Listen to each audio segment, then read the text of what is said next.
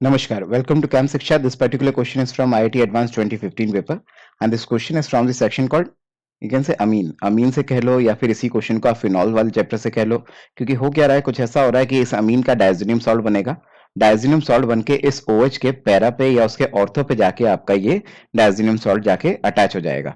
तो एक तरह से देखा जाए तो आपको रिएक्शन याद होगी, वो ऑरेंज कलर की डाई बनती थी अगर हम फिनॉल से डायजोनियम सॉल्ट की रिएक्शन कराते थे। तो उसी टाइप की रिएक्शन है, सेम टाइप की रिएक्शन ये फिर से दिख रही है आपको।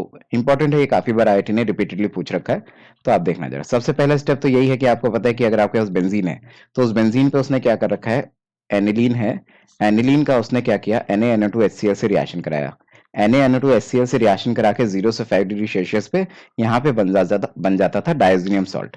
तो यहाँ से क्या बन जाएगा, यहाँ से बन जाएगा N triple bond N positive Cl minus, ये बन जाएगा। तो इसको बोलते हैं डायजोनियम सॉल्ट। ये डायजोनियम सॉल्ट का क्या होता है, अगर ये जाके इस फिनॉल पे, मान लो किसी कभी फिनॉल होता, तो अगर ये फिनॉल होता ना, तो फिनॉल का क्या होता, फिनॉल के पैरा पे जाके ये N डबल बॉन्ड N करके और बेंजीन करके ये इस तरह से यहाँ पे आके जुड़ जाता है।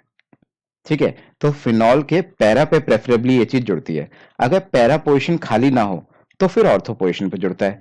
जैसे कि आपको इस जगह पे देखने को मिल रहा है, अभी आपके पास फिनॉल नहीं है बल्कि नेफ्थॉल है।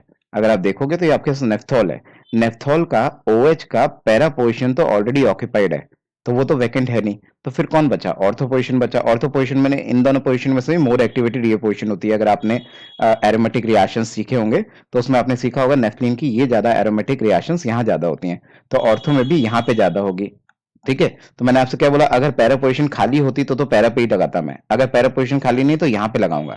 तो यहाँ पे इसमें होगा क्या, जब मैं इसका नेफ्थोल से रिएक्शन कराऊंगा, तो इसको मैं लिख लेता हूँ एक बार। लेट से नेफ्थोल आपके पास यहाँ है, इसकी जब मैं रिएक्शन कराऊंगा तो इसके इस पोजीशन पे, इस वाले ऑर्थो पे आ जाके ये सब चीज जाके जुड़ जाएगी।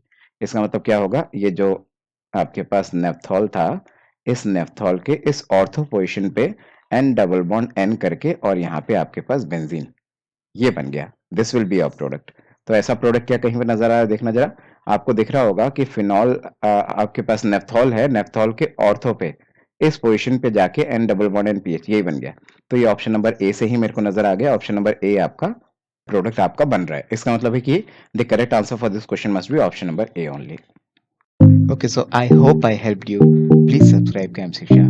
Thank you.